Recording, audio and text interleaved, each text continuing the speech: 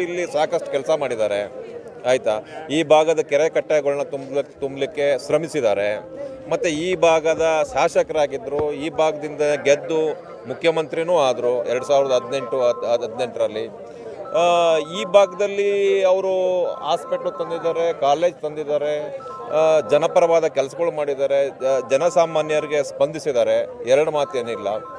ಆದರೆ ಇಲ್ಲಿ ನಾನೇ ತಂದೆ, ನಾನೇ ಬಿಟ್ಟೆ, ನಾನೇ ಮಾಡಿದೆ ಅಂತ ಹೇಳ್ಕೊಂಡು ಅವರು ಅಧಿಕಾರದಲ್ಲೇ ಇರಲಿಲ್ಲ ಆ ಟೈಮ್ನಲ್ಲಿ. ನಾನು ದಾಖಲೆ ಸುಮಾರು ನಾನು ಒಬ್ಬ RTI ಕಾರ್ಯಕರ್ತನೆ, ದಾಖಲೆ ತಂದಿದ್ದೀನಿ, ನನ್ನ ಹತ್ರ ದಾಖಲೆ ಇದೆ. 2020ರಲ್ಲಿ ಆಗಿರೋದು ಕಾರ್ಯಾದೇಶ, 2020ರಲ್ಲಿ ಆಗಿರೋದು.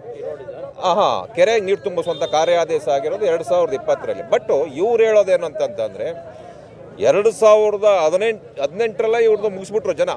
ಇವ್ರನ್ನ 18ರಲ್ಲೇ ಇವ್ರನ್ನ ಕಳಿಸ್ಬಿಟ್ರು, ಆಯ್ತಾ, ಜನ ಕಳಿಸ್ಬಿಟ್ರು. ನಾನೇ ತಂದಿದ್ದು ಪ್ರಮಾಣವಾಗಿ ಅಂತಂತೇಳಿ ನನ್ನ ಮನೆ ಮುಂದೆನೇ ಸ್ಟೇಜ್ ಹಾಕಿ ಹೇಳ್ತಾರೆ, ನನ್ನ ಮನೆ ಮುಂದೆನೇ ಸ್ಟೇಜ್ ಆಗಿ ಹೇಳ್ತಾರೆ. ಸ್ವಾಮಿ ಯಾರೋ ಇವರು ಒಂದೊಂದಲ್ಲ ಮಾಡಿರೋದು. ಇವರು ಈ ಭಾಗ ಏನಿದೆಯೋ ಬೇವೂರು ಜಿಲ್ಲಾ ಪಂಚಾಯಿತಿ ಏನು ಕಾಂಗ್ರೆಸ್ನಿದೆಯೋ ಆ ಕಾಂಗ್ರೆಸ್ನ ಹಾಳು ಮಾಡಿದಂಥ ವ್ಯಕ್ತಿ ಯೋಗೇಶ್ವರ್, ಆಯಿತಾ. ನಾಗವಾರದ ಬಸವರಾಜು ಅವ್ರ ಕುಟುಂಬ ಇರ್ಬೋದು, ಬೇವೂರು ತ್ಯಾಗ ಇರ್ಬೋದು, ಬೈರ್ನಾಕ್ನಹಳ್ಳಿ ಗಿರಿ ಇರ್ಬೋದು, ಆರೋಳಿ ದೊಡ್ಡಿ ಸಿದ್ಧಲಿಂಗೇಗೌಡರ ಕುಟುಂಬ ಇರ್ಬೋದು, ಆಯಿತಾ, ಕೆಳಗೆರೆ ದೇವೇಗೌಡರ ಕುಟುಂಬ ಇರ್ಬೋದು, ದಶವಾರದ ನಾಗೇಶ ಬೋರೇಗೌಡರು ಇರ್ಬೋದು. ಆ ಕೆರೆ ವಿಷಯದಲ್ಲಿ ಒಂದೊಂದೆಲ್ಲ ಮಾಡಿರೋದೇವರು ಎಲ್ಲರನ್ನೂ ತುಳಿದ್ಬಿಟ್ರು. ಅವ್ರು ಪ್ರಮೋದ್ ಮಧ್ವಾಜನ್ ಹೇಳಿದ್ರು 4 ಜನ ಮುಂದೆ ಮಾಡಿ ಅಂತ ಕರ್ಕೊಂಡು ಹೋಗ್ತಾರೆ, 2 ದಿನ ಬಿಟ್ಟು ಆಮೇಲೆ ಮಾಡಬೇಡಿ, ಅದು ಹಂಗೆ ಪೆಂಡಿಂಗಲ್ಲಿ ಇಡಿ ಅಂತ ಹೇಳ್ತಾರೆ. ಇಂಥ ಕೆಲಸಗಳು ಮಾಡಿದ್ದಾರೆ, ಇಂಥ ಕೆಲಸಗಳೇ ಮಾಡಿರೋದು. ಇಲ್ಲಿರ್ತಕ್ಕಂಥ ಅವ್ರ ಕಾರ್ಯಕರ್ತರುಗಳು ಅಷ್ಟೇ, ಅವ್ರ ಕೈಲಿ ಇಂಥ ಕೆಲಸನೇ ಮಾಡಿಸೋದು. ಅವ್ರು ಯಾವುದೂ ಒಳ್ಳೆ ಕೆಲಸ ನಮ್ಮ ಭಾಗಕ್ಕಂತೂ ಯಾವುದೂ ಒಳ್ಳೆ ಕೆಲಸ ಮಾಡಿಲ್ಲ. ಯಾವುದಾದ್ರೂ ಇಂಥದ್ದು ಒಳ್ಳೆ ಕೆಲಸ ಮಾಡೋರಂದ್ರೆ ಕರ್ಕೊಬನ್ನಿ. ಅಲ್ಲ, ನಾನು ಭಗೀರಥ ನಾನೇ ಚನ್ನಪಟ್ಟಣಕ್ಕೆ ಬರಡಾಗಿದ್ದು, ಚನ್ನಪಟ್ಟಣಕ್ಕೆ ನೀರು ತಂದ ನಾನೇ ಅಂತ ಹೇಳ್ತಿದ್ದಾರೆ ಸರ್. ನನ್ನ ಹತ್ರ ದಾಖಲೆ ಇದೆ ಸರ್, ನನ್ನ ಹತ್ರ ದಾಖಲೆ ಇದೆ. ಭಗೀರಥ ಏನಕ್ಕೆ ಭಗೀರಥ? ಯಾರು ಹೇಳಿದ್ದು ಭಗೀರಥ ಅಂತಂತೇಳಿ? ಭಗೀರಥ ಯಾರು? ಉಲ್ವಾಡಿ ರಮೇಶ್ ಅವರು, ಸದಾನಂದ ಗೌಡರು. ಭಗೀರಥ ಉಲ್ವಾಡಿ ರಮೇಶ್ ಅವರು, ಸದಾನಂದ ಗೌಡರು ಯಾಕೆ ಮಾಡಿದ್ರು ಆ ಪ್ರಾಜೆಕ್ಟು? ಉಲ್ವಾಡಿ ರಮೇಶ್ ಅವ್ರ ಕೈಗೆ ಹೆಂಗೆ ಬಂತು ಅಂತ ನನ್ನ ಹತ್ರ ದಾಖಲೆ ಇದೆ. ಅವ್ರು ಏನಕ್ಕೆ ಮಾಡಿದ್ರು ಅಂತ ನನ್ನ ಹತ್ರ ದಾಖಲೆ ಇದೆ. ಬರಲಿ, ನನ್ನ ಮುಂದೆ ಕೂತ್ಕೊಳ್ಳಿ, ನಾನು ಹೇಳ್ತೀನಿ, ನನ್ನ ಮುಂದೆ ಮಾತಾಡಲಿ. ಅವರು ಬರಲಿ ಇಲ್ಲಿಗೆ.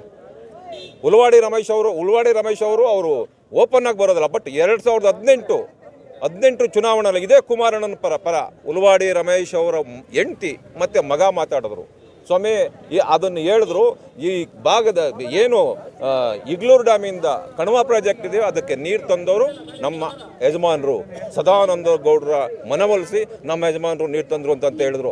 ಯಾರು ಹೇಳಿದ್ದು? ಸಾಮಾನ್ಯ ಯಾರೋ ಕಾರ್ಯಕರ್ತ ಅಲ್ಲ, ಒಬ್ಬ ಜಡ್ಜ್ ಹೆಂಡ್ತಿ. ಅವ್ರ ಮಗ ಏನು? ಹೈಕೋರ್ಟ್ ಜಡ್ಜ್ ಹೆಂಡ್ತಿ. ಅವ್ರ ಮಗ ಯಾರು? ಲಾಯರ್, BA LLB ಲಾ ಮಾಡೋರೆ. ಲಾಯರ್ ಹೇಳಿದ್ರು, ಸಾಮಾನ್ಯದವ್ರು ಯಾರು ಹೇಳಿಲ್ಲ. ಅದು ಯಾರೋ ಕಾಳಿಪೋಳಿಯಾಗಿ ಏನು ಮಾತಾಡಿಲ್ಲ ಪಾಪ ರಮೇಶ್ ಅವರು ಇದ್ರ ಪರವಾಗಿ. ಇವಾಗ ಮೊನ್ನೆ ಹೇಳಿದ್ರಲ್ಲ ಸದಾನಂದ ಗೌಡರು, ನಿಜವಾದ ಭಗೀರಥ ಯಾರು? ನಾನು ನಿಜವಾದ ಭಗೀರಥ ಅಂತ. ಯೋಗೇಶ್ವರ್ ಹೇಳಿದ್ದಾರೆ ನಿನ್ನೆ, ಸದಾನಂದ ಗೌಡರು CM ಮಾಡೋದ್ರಲ್ಲಿ ನಂದು ಪಾಲಿದೆ, ನಾನು CM ಮಾಡಿಲ್ಲ, ಅವರೆಲ್ಲಿ CM ಆಗ್ತಾ ಇತ್ತು ಅಂತ ಹೇಳಿದ್ದಾರೆ. ಯಾರು? ಸದಾನಂದ ಗೌಡರ CM ಮಾಡೋದ್ರಲ್ಲಿ ಇವ್ರ ಪಾಲಂತೂ ಖಂಡಿತ ಏನಿಲ್ಲ. ಸದಾನಂದ ಗೌಡ್ರನ್ನ CM ಮಾಡಬೇಕಾದ್ರೆ ದೇವೇಗೌಡರದು ಶತಪ್ರಯತ್ನ ಇದೆ. ಅದನ್ನು ಸದಾನಂದ ಗೌಡ್ರೆ ಹೇಳಿದ್ದಾರೆ, ನಾನು ದೇವೇಗೌಡರಿಲ್ಲ ಅಂದರೆ ನಾನು CM ಆಗ್ತಾ ಇರಲ್ಲ ಅಂತ ಸದಾನಂದ ಗೌಡ್ರೆ ಹೇಳಿದ್ದಾರೆ. CM ಅಲ್ಲ, ಈ ಭಾಗದಲ್ಲಿ ಇದನ್ನು ಕೋಲೆಸ್ ಗೌರ್ಮೆಂಟ್ನ ಉಳಿಸಿದ್ರು. ಯಾರು? ಇವರು ಹೇಳ್ಕೊಂಡು ತಿರುಗಿದ್ರು. ಕುಮಾರಣ್ಣವ್ರನ್ನ ಉಳಿಸಿದ್ರು. ಎಲ್ಲೋದ್ರು ಇವತ್ತು? ಸ್ವಾಮಿ ಒಂದಲ್ಲ ಜಂಪು, ಎರಡಲ್ಲ ಜಂಪು, 100 ಜಂಪ್ ಹಾಕ್ಬಿಟ್ಟು ಒಂದೇ ರಾತ್ರಿಗೆ 100 ಜಂಪ್ ಹಾಕ್ಬಿಟ್ರಲ್ಲ ಸ್ವಾಮಿ.